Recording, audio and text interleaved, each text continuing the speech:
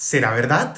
A comienzos de esta semana, la revista Semana dio a conocer un presunto plan del ELN en contra del fiscal general de la Nación, Francisco Barbosa. Una hora después, la Fiscalía confirmó dicha noticia. Semana ordena y el CTI obedece. Posteriormente, el canciller Álvaro Leiva dio a entender en una entrevista que había que tener muchísimo cuidado porque alguna persona podría querer minar el proceso de paz con el ELN. Yo diría que hay que averiguar muy a fondo, porque podría ser perfectamente una bomba contra el proceso de paz con los helenos. Al poco tiempo el ELN negó dichas acusaciones, pero aquí démosle la razón al fiscal, porque si existiera un plan de esta magnitud, pues nadie sería tan imbécil de gritarlo a los cuatro vientos. Sin embargo, en este punto me gustaría resaltar una cosa que ha sido invisibilizada por muchísimos medios de comunicación, y es que en este gobierno se protege la vida sin importar el color político de la persona. Por esta razón es que posteriormente el fiscal se reunió con el ministro de Defensa Iván Velásquez y más adelante con el mismo presidente de la República, Gustavo Petro, para evaluar su situación de seguridad y la de su familia. Por algo, nuestro proyecto político es Colombia, Potencia Mundial de la Vida, así también se llama nuestro plan de desarrollo. Sin embargo, sí me quedé pensando, ya estando protegida lógicamente la vida del fiscal y de su familia, en cuál podría ser el móvil, la motivación de dicho plan, de dicho crimen. Esto debido a que qué criminal podría estar inconforme con la gestión del autoproclamado mejor fiscal general de nuestra historia. Esto debido a que él tiene un récord del 94% de impunidad en delitos relacionados con la corrupción.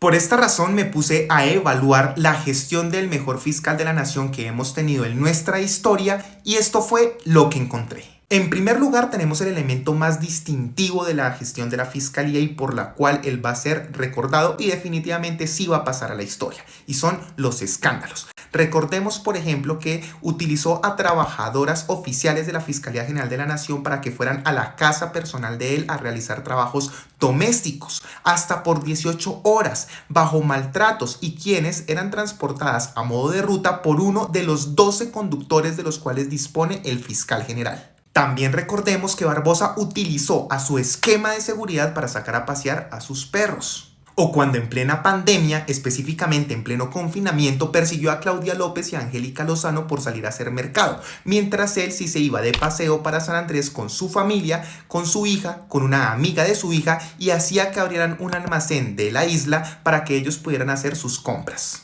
Sin embargo, su gestión también será recordada por hechos muy graves, como por ejemplo la denuncia hecha por Gonzalo Guillén, en donde él aseguró que el fiscal general permitió que más de 200 personas fueran desvividas por el clan del Golfo. ¿Y cómo olvidar el llamado a ruptura del orden constitucional cuando le dijo a las fuerzas militares y de policía que no le obedecieran al presidente de la República? Yo quiero decirle también un mensaje a la Policía Nacional, al director de la policía, al director de la DIJÍN, a los directores de la SIJÍN, que ellos se quedan mucho más allá de los 4 años que tiene este gobierno, de los 3 años que tiene este gobierno. Que no hay que sobrepasarse, ni hay que pensar que porque les dan una orden o porque les dicen algo, hay que hacerlo. Pero como si esto fuera poco, no solamente el fiscal no va a ser olvidado en Colombia, sino tampoco en Ecuador, porque recordemos que en las pasadas elecciones presidenciales interfirió en la elección cuando Andrés Arauz iba de primero en las encuestas y fue allá a decir que él estaba siendo financiado por el ELN. Sobre este punto, lo último que tenemos es que no se pudo comprobar nada allá en el Ecuador. Finalmente nunca se llegaron ninguna pruebas concretas que demostraran que Andrés Arauz estaba siendo financiado por esta organización y por esta razón el ex candidato presidencial y hoy candidato a la vicepresidencia del Ecuador ha denunciado al fiscal general de la Nación, Francisco Barbosa, ante la Comisión de Acusaciones de la Cámara de Representantes del Congreso de la República.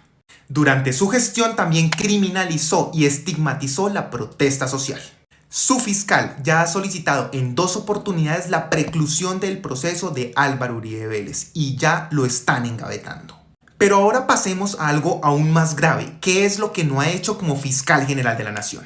No se ha investigado correctamente y tampoco se ha procesado la financiación con fuentes prohibidas de la campaña del expresidente Iván Duque, específicamente en lo que se refiere al Ñeñe Hernández y a la multinacional Odebrecht. Tampoco ha investigado y procesado correctamente la financiación de la campaña de Óscar Iván Zuluaga por el mismo caso, Odebrecht. Y algo muy reciente que ha sonado muchísimo en los últimos días. Mientras en Estados Unidos, Corfi Colombiana y el Grupo Aval tuvieron que pagar una multa de $80 millones por presuntos casos de corrupción con la multinacional Odebrecht, aquí en Colombia no pasó nada. Tampoco han avanzado las denuncias hechas por Aida Merlano contra el clan Char por violación de topes electorales y compra de votos. Y ni siquiera hablar de las denuncias hechas contra alias La Madrina, la mamá de su mejor amigo. Y ahí sí que ni hablar de las irregularidades que se llevan en el proceso de su propia esposa.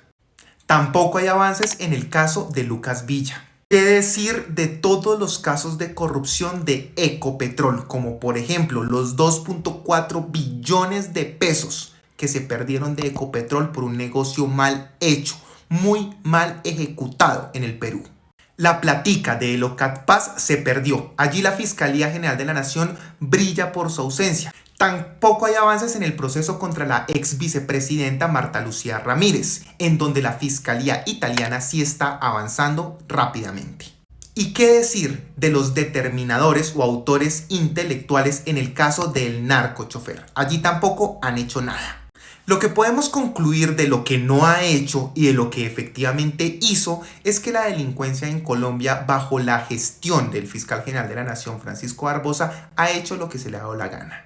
Y por esa razón yo me pregunto,